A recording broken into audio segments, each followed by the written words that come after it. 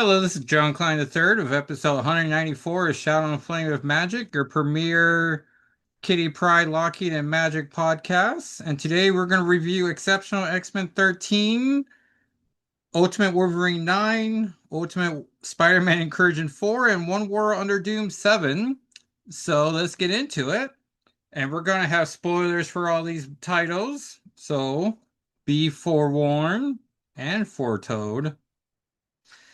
And Exceptional X-Men 13 is the final issue before the Age of Revelations event starts off and the title becomes Ex Parte X-Men, which I'm super curious if they're working on the second volume Exceptional X-Men, or are we going to get a Kitty Pryde and Magic buddy book after the end of this? Like, what's Carmen Carnero been working on this entire time? You know, what we got some questions. But this issue ends pretty nicely. Um, the past has two Kitty Prydes, a Kate Pryde from the future or the present day, and then the Kitty Pryde that we established is a pretty couple months ahead of Uncanny X-Men 129. Her first appearance and Emma Frost's first appearance.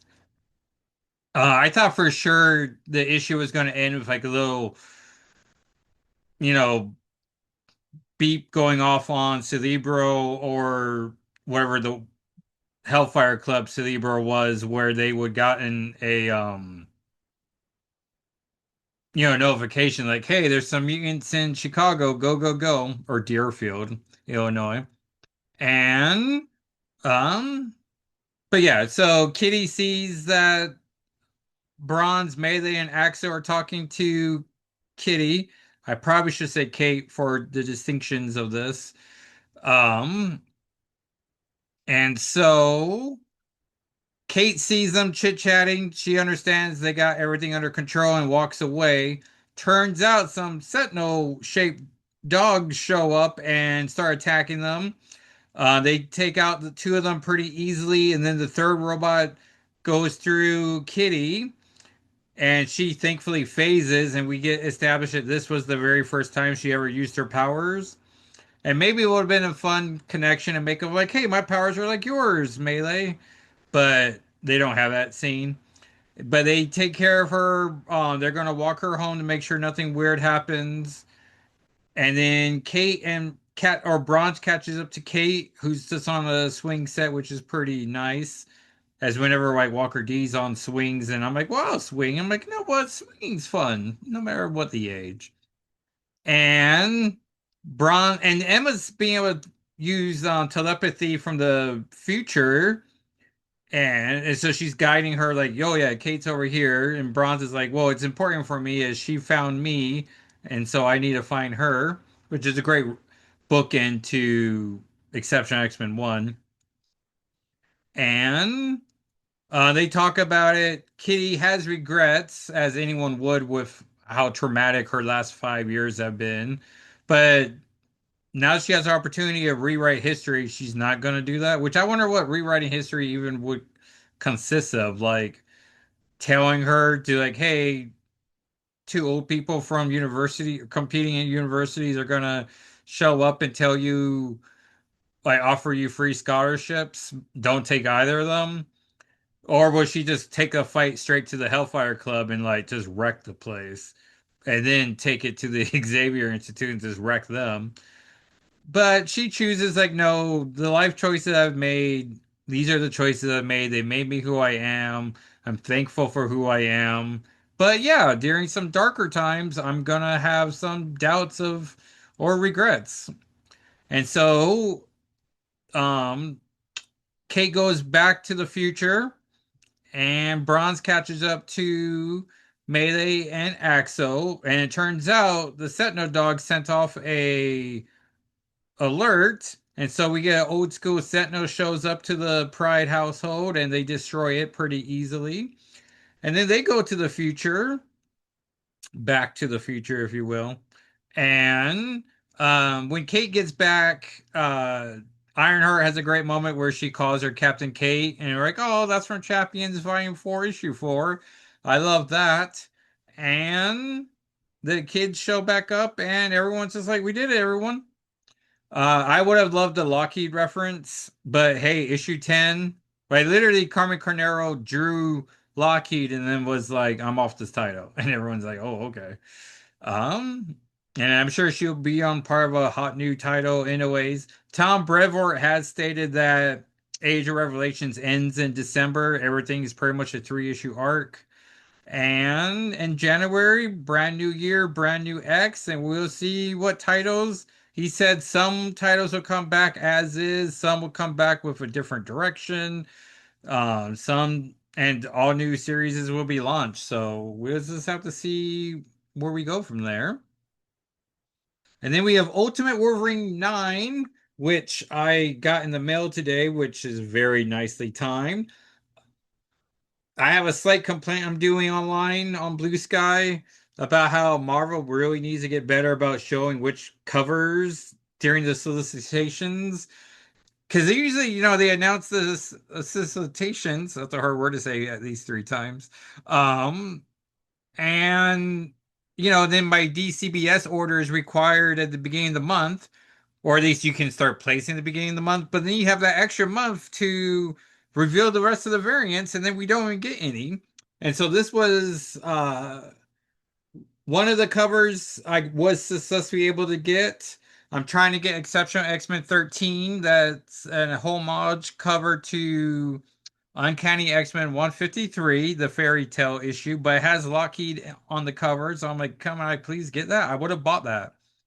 And then Josh Cassara is has a cover for Marvel Black, White, and Blood and Guts 1 that I just missed the cutoff for, so I had to send customer support. Which if DCBS go like agrees to add that to my order, like I don't know, I might be ordering books through them all the time, but just like, hey, I'm sorry, this wasn't known to me. And it's not like I could just see Marvel Blood and Guts 1 Josh Cassara and be like, oh yeah, that's a cover I want.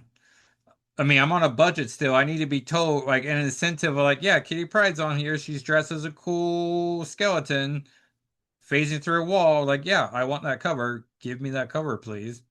Um, so I want that Magic 8 Daughterman still on a wish list of things I want to get, but I can't find one that's cheaper than $60, and I really don't want to spend $60 for one comic. But I will spend 35 whenever the Daughterman Kitty Pride cover shows up. Like I'm just going to order that. I have a new job now. I feel like I have um just like adult money to spend now. Mile High Comics has a new code word sale that I'm just like, "Oh yeah, whenever they do 60% off back issues, I should just take a giant dent out of my wish list." My wish list that I completely finally bit the bullet and added all the New Mutants Volume 4, um, X-Men Gold, and Uncanny X-Men Volume 5 issues that I've just been like, well, I'll just get them in the wild. But I'm like, well, no, let's make this wish list as conclusive as it can get. And so I'm trying to go on eBay, buy these things. I'm almost done with my Spider-Man collection that I want to do for my event for next year for the brand new day. It's not going to make any sense of brand new day, but it's literally like, oh, there's a Spider-Man thing. And so you went after an X-Men plot that has Spider-Man in it. Like, yeah, but it's a big one. And so I'm doing it. And then whenever they make another one, I'll go after the eight deaths of Spider-Man story, which is more of a Spider-Man story. But I want to get this one out of the way first because it comes first, and so it makes more sense. And I already have my plan for uh, Beyond the Spider-Verse, so that's already in my collection, so no problems there. They're adding to, I don't know, I'm getting Facebook updates about casting for Doomsday, and they're saying She-Hulk yesterday, and then today they're saying Moon Knight, but I'm like, I'm not really seeing anyone else promote this, but I don't know, we'll see what's going on. And I think that's enough preamble. So, Wolverine, Ultimate Wolverine 9, inside cover is the cover I'm gonna get through DCBS. A diabolical genius known as the Maker used time travel to create his ideal Earth by systematically preventing anyone from ever becoming a superhero and by establishing a secret council of supervillains, the Maker's Council, that rules the world from the shadows.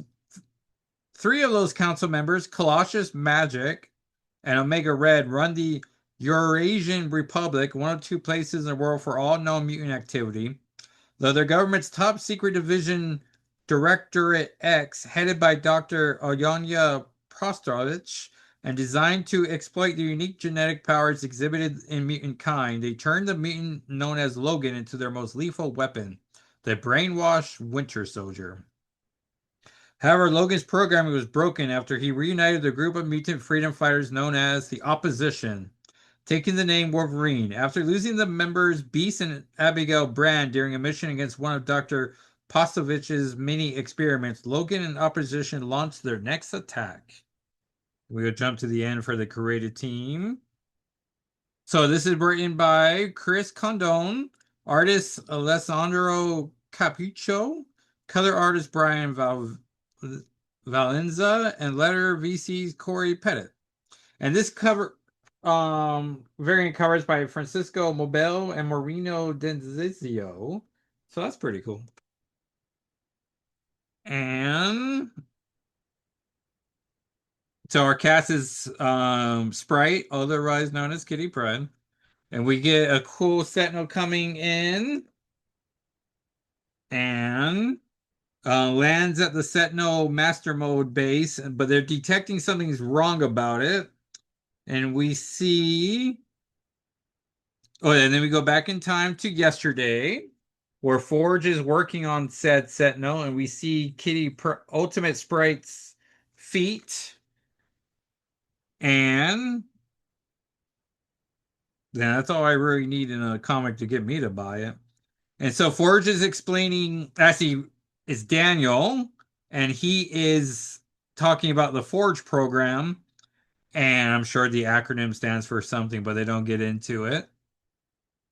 And so and I like the story concept of your Russian change flipped Logan to be one of their agents, and so they're gonna flip a Sentinel to become one of their agents. And so a team's gonna go in and wreck their stuff. We see Kitty Pryde, we see Ultimate Sprite as she is giving some opposition of her own. Do you think that's smart? We've seen more Sentinel attacks, sure, but running headfirst into a killing machine factory isn't going to save anyone, Mikhail. It's suicide. But everyone thinks this is an idea to go. And so away they go. It's going to be Logan and Sabretooth and Black Widow. And so they break out of the Sentinel and start just wrecking everything. Logan sees Dr. Alonzovich is going to start attacking her. And then we see the two Sentinels are powered by one is Cyclops' head inside its belly, which I thought we already had a Cyclops in Ultimate X-Men. And then we see his brother Sentinel is in fact his brother Havoc. So that's interesting. But I was okay with the girl version of Cyclops as being on Ultimate X-Men. Now I just feel like Ultimate X-Men is just a Peach Momoko exercise in just a nice corner of the Ultimate Universe. That I guess we're going to see how it plays more into um the larger Ultimate End storyline. But that's just like I didn't think we needed to take Cyclops away from her. And then Wolverine trashes those Sentinels and then tries to get back onto the doctor's trail. But then the Summers Brothers Sentinels come back to attack him. And oh, I guess they're just human-sized Sentinels. Like they're not, multi-stories tall. And so, see, I thought there was a moment here where there was an opportunity for the Doctor to play mind games with Logan, but she's very far from the distance, and so she wants to flip him but doesn't. And so then they're gonna take the Sentinel back to their base, which seems dangerous. You think they would just trash that Sentinel now. But the Sentinel they're flying back is clearly a traditional size Sentinel. But my original concern was that they were going, like Logan was going to go back to the opposition's battle base and then just destroy them all. But I guess we're not doing that. I don't know. I think it's still a threat of happening.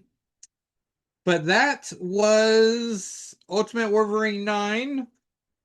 Still my favorite Ultimate title, but I really love Peach Momoko uh Ultimate X-Men, but it doesn't have the mutants I'm most obsessed with, so you know, it loses some points there. But speaking of mutants that I'm a big fan of, we have Ultimate Spider-Man Incursion 4, where it opens up with Miles trying to use a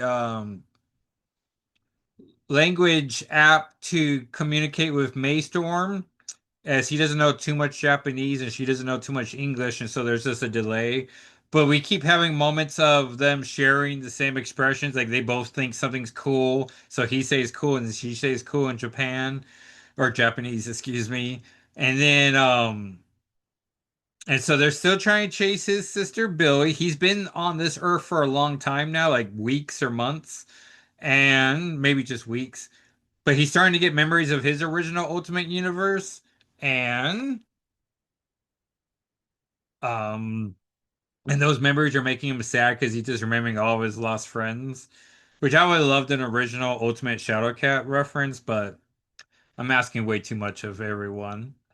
But then Magic shows up to thwart his quest to get his sister because it's been 4 issues now, and she declares that she's in fact the leader of Eurasian Republic, and she's the queen of Limbo. And so she just really defines like her place in this new Ultimate Universe, and so I'm just all for it. Um, excuse me. And then at the end, she gets defeated, which I thought was a little easily because their translation device breaks, and so Miles strikes a pose that gives her an implication like, "Oh, I know what fighting stance we're gonna do now." And then they take out Magic, the two of them together, and he's motivated to get his sister back, so it makes sense that um, I think I'm um. And so Magic is defeated, and Sunspot shows up with Blink and Longshot, and and they take Billy, and so Miles now has to go after more mutants. And so that should be interesting to see where we go from there. And then under One World or Doom 7, um, the world now knows that Doom is using Laverian prisoners to make himself stronger. And there's a real commentary about, well, if these are the prisoners, then, but they're still volunteers or voluntoed to support, like it seems like it pays off then if the world's safer. But that's not enough for the superheroes. And so they go after Doom again. Uh, we see the X-Men is Cyclops, Emma, Magic, the two Wolverines. I feel like there was another person, but there's a moment when the heroes are gathered to try to figure out what they're going to do next. And we see Cyclops and Emma are standing so close to each other, like their gloves are like touching each other's hands a little bit. And Magic, who's a Schema supporter, you can just tell she's just like wanting those two to just talk it out, have a moment. And then they're just off to fight Laveria, and we'll see what's going on in the next 2 issues. Little Marvel, because it's comics and they got to promote everything 3 months out. we already know the next event's called the Will of Doom, and Doom is, well, I guess spoilers for comics that are coming out in 2 months. Though I don't know, Ultimate, I think they're trying to get 8 and 9 out, in October and November. So December, Will of Doom comes out. I don't know, it's 9 issues, but I feel like this has been going on for like a year now. And it's called Will of Doom. We're going to get a new Latvian champion or leader. And Captain America's got Fallout to deal with it as well. And there's going to be a special one shot that I'm forgetting the name of it. Or maybe it is Will Doom, and then there's just gonna be various, and then a Captain America arc that follows. But all the J. Scott Campbell variant covers, they're gonna pull all those images and put them on a wraparound cover because the own. But I'm like, well, it has magic on it. I'll buy it. um, and so, yeah, I mean, put Magic on a cover. I'm gonna at least support that title, and we'll just have to see what happens at the end of in January. The next solicitations will be for December, so that'd be the end of this month. So end of October, we will get the January solits, and we'll find out. Oh man, I just realized I have a bottle of water next.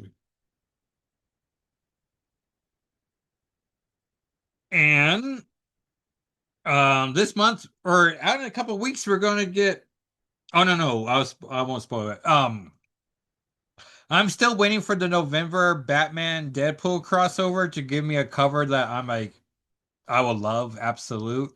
But right now, I'm currently sitting with the Emma Frost Catwoman to go with my Magic Catwoman cover. But so I'm waiting for AIPT to reveal more covers and Marvel to reveal more covers. And let's see what comes out next week. No good transition there. So we have Magic 10, which will be our leading title.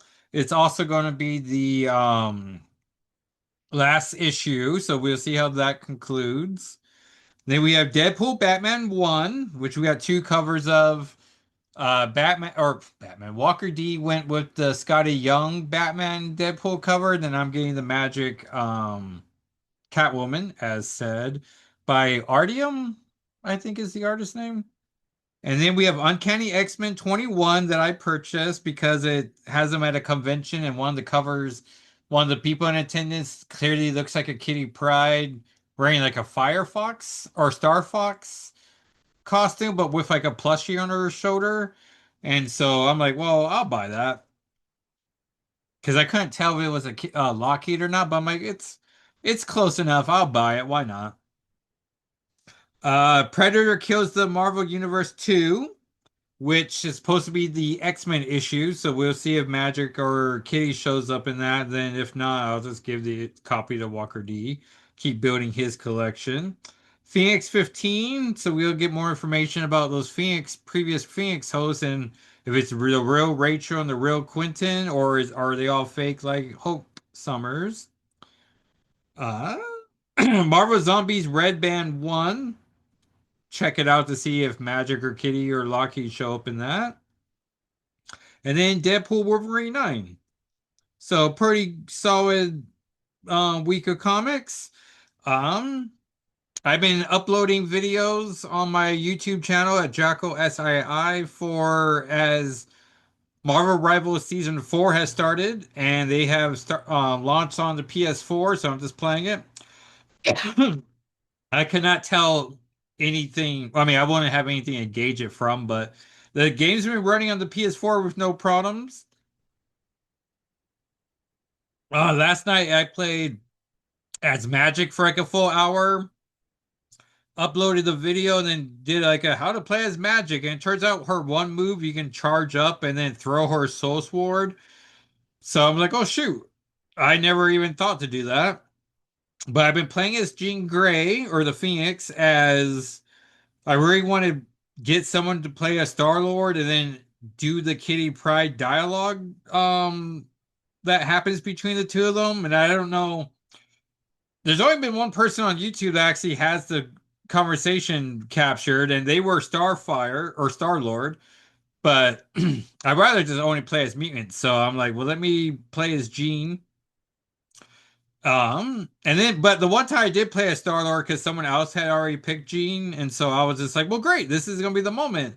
And then he activated a conversation with Luna Snow that I was like, oh, all right, that's not who I'd rather you talk to.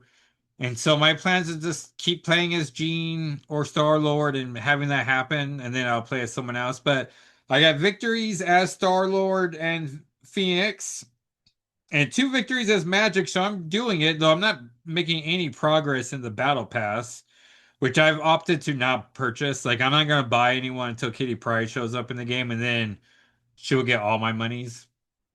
I did notice there's no way to make my Epic login my same as my PS4 login, so I guess after searching it, they're like, yeah, there's no crossplay continuation. So, which seems like a missed opportunity. Like, you think if I can play Fortnite through Epic on the PS4, that will just count. But I guess they haven't done that yet. And so, but yeah, I'm gonna keep playing and see what I can do. I really want to get a chance to play as Emma. I probably will play as all the mutants at one point or another, but yeah, I'm super loving Marvel Rivals. I will say I am not that good at it. I feel like Star Lord was my favorite person to play as. Someone on one of my YouTube video or the Star Lord video gave me a slew of tips that I'm excited to try to play as and or implement and yeah, so just super happy to play. I feel like this takes a lot of pressure on wanting to get PS5 off, though I would still love to play Spider-Man 2. But for now, I've been really loving it and um yeah, so if we don't get a PS5 this Christmas, then we can put that money elsewhere. And you can follow me on socials at Jackal SII as in Instagram, and I don't know why I said Instagram, I barely do anything there. But Blue Sky, Twitter, TikTok, YouTube, and then the podcast is socials are SNFWM, which we haven't reviewed a retro issue in a while, um but still good account to follow. I like it. And thank you everyone for watching or listening, and I'll talk at you next time. All right, everyone. Bye.